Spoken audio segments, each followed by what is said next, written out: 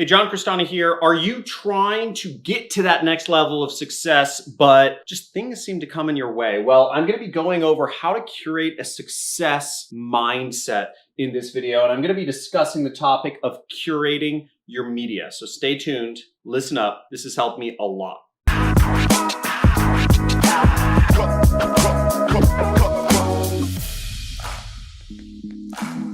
Hey, Johncrestani here, and for those of you who don't know, I've been able to create a business that does $7 million. It did $7 million last year with no employees. And the way I've done that is through an insane level of productivity. I've been just, in terms of battling yourself to squeeze every ounce of production and revenue out of yourself is what it takes to really be successful as an entrepreneur and give yourself the best chances of success. So I'm going to be going over a few things here of how to curate your social media. And I'm going to be sharing my experience of how I've been able to do this. And it's not easy. This is some of the hardest work you will ever do in your entire life, folks. But it's very important if you want to become successful. So let's go into the first thing. So the first thing is emails. Now, every single week, what I do is I actually go through and delete emails. I mean, how many times have you just found yourself with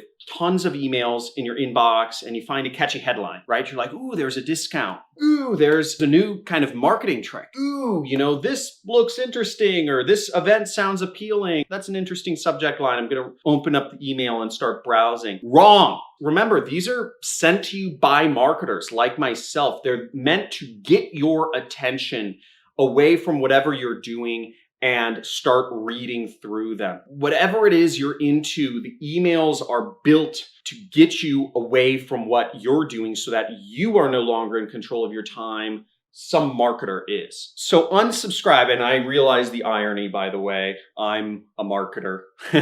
But listen up, because I'm trying to help you become successful. Unsubscribe from every single email list that you are on, except mine, of course. Unsubscribe from everything. You don't need emails. There are some essential emails that you may want to get. Like if PayPal sends you money, you might want to receive that. But you want to unsubscribe from all of their marketing communications because they're just trying to sell you business loans or credit cards or something. Unsubscribe. And I found that it's gotten to the point where I literally have to unsubscribe from a bunch of emails every single week. I go through my inbox. I will spend about 30 minutes a week just unsubscribing from everything. I'm relentless. And what this has allowed me to do is I don't have much junk kind of getting in my way, trying to take control of my mind. Because that junk is out there to control our minds.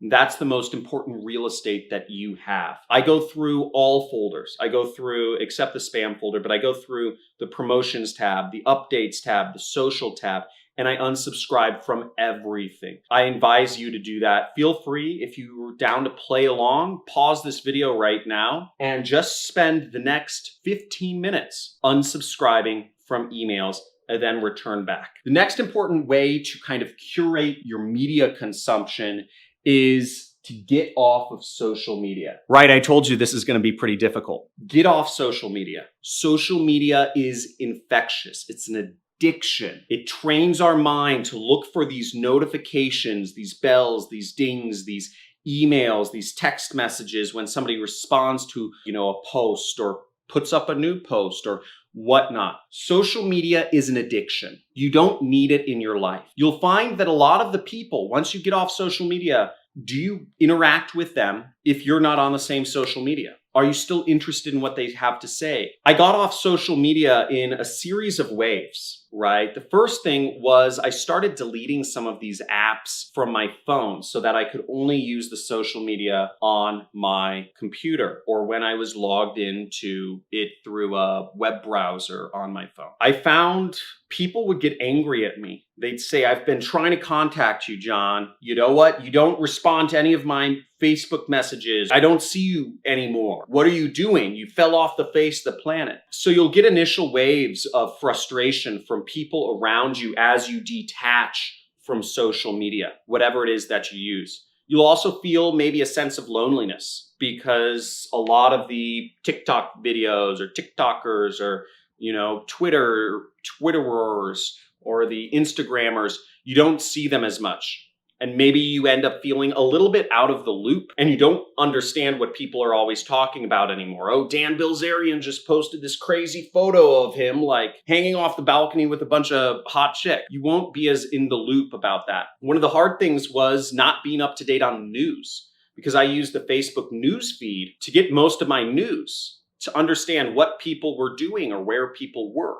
And when I got off of Facebook, quickly I was out of the loop when I would meet people and talk to them about what's going on in the world. But in fact, this is actually a nice way to interact with people, because I can go places, I can go to restaurants and I can ask them what's new in the world. And I learn things. It's not just a way for me to say, hey, it's not just a way for me to make conversation. It's actually a real way that I can gather news. I can get up to date. When I walk by newspaper stands, I read the headlines. When I'm at a restaurant, I might watch a little TV while I'm sitting down to eat, and I get some of the top highlights. So you're not completely distant, and it makes going out more interesting. Social media is very hard to detach from. I suggest you completely get off of all social media. I do not use social media anymore other than to post content that other people can consume. I focus on being a producer, not a consumer.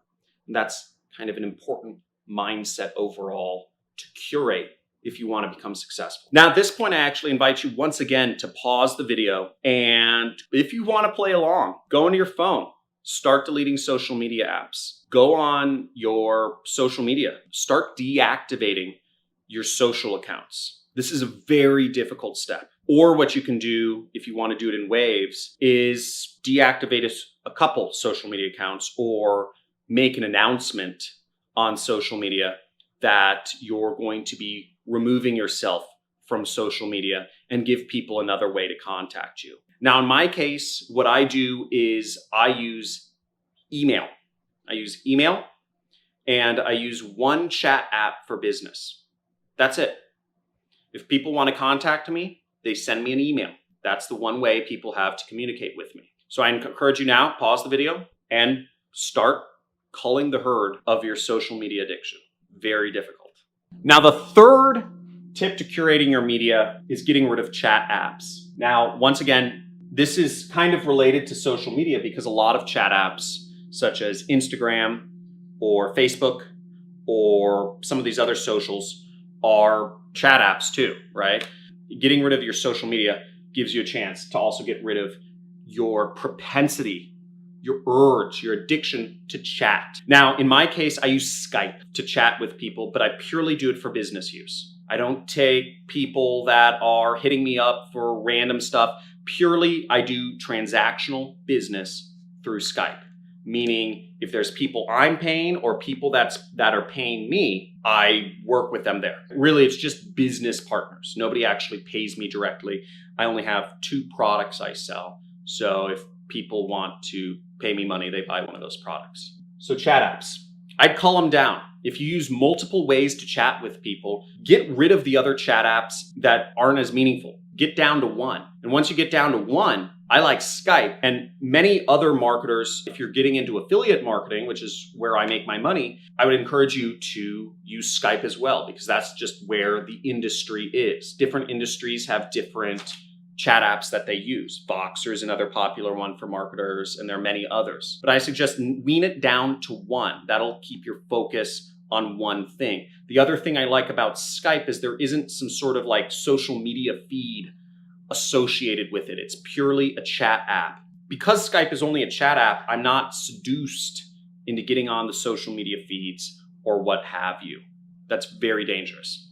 Now, the 4th tip to curating your media is one of the hardest, and it's your phone. Your phone is the most insane, addictive, time-sucking invention of all time. It's there to take your mind into it and to have you keep coming back to it wherever it is at all times of day. Your phone can be the biggest, hardest thing to get rid of. And I'm talking about smartphones. Maybe you only have a phone, right? Maybe you don't have a computer, but your phone is going to keep sucking you into it until it gets all of your time. There are 7 billion data points for Google and Facebook and Instagram and Twitter and TikTok to draw from to figure out human psychology. They know you better than you know yourself. They know your habits. They know how to get you. They know how to trick you to come back. They know what sort of alerts to feed you